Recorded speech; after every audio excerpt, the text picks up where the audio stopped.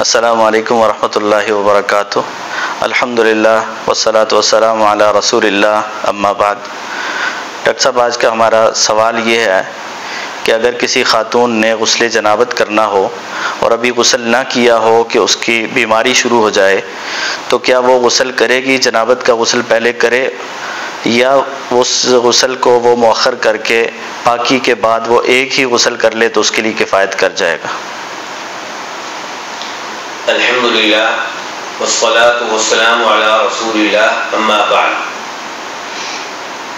ہم سب جانتے ہیں کہ جماع کی وجہ سے غسل واجب ہو جاتا ہے، احتلام کی وجہ سے غسل واجب ہو جاتا ہے، حیض کی وجہ سے بھی غسل واجب ہو جاتا ہے۔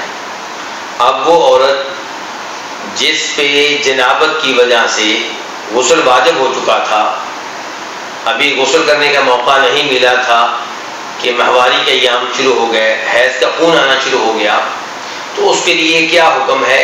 یہ وہ سوال ہے جو کسی نے آپ کے سامنے رکھا اور آپ نے یہاں پہ پیش کیا۔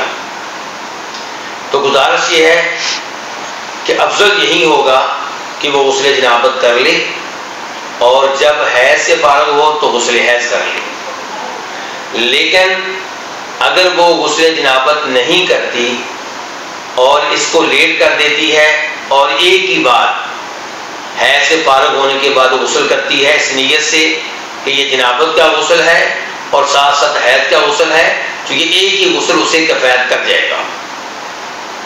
امام شافعی رحمہ اللہ اپنی کتاب الام میں فرماتے ہیں، اور میں ان کے موقف کا مفہوم ذکر کروں گا، ان کے قول کا، انہوں نے جو گفتگو کی ہے اس کا مفہوم اور خلاصہ پیش کروں گا۔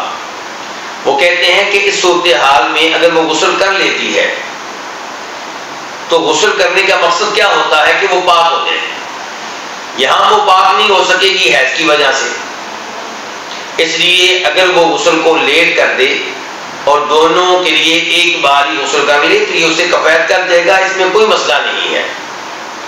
اس کے ساتھ ساتھ وہ فرماتے ہیں کہ اگر حیض کے ایام میں اسے احتلام ہو جاتا ہے تو احتلام کی وجہ سے بھی اس پہ واجب نہیں ہوگا کہ وہ ابھی غسل کرے، وہ اس غسل کو بھی لیٹ کر سکتی ہے، اور جب حیض سے فارغ ہوگی تو جو غسل کرے گی وہ حیض کا غسل بھی ہوگا، وہ احتلام اور جنابت کا غسل بھی ہوگا، اور یہی اس کے لیے کافی ہے۔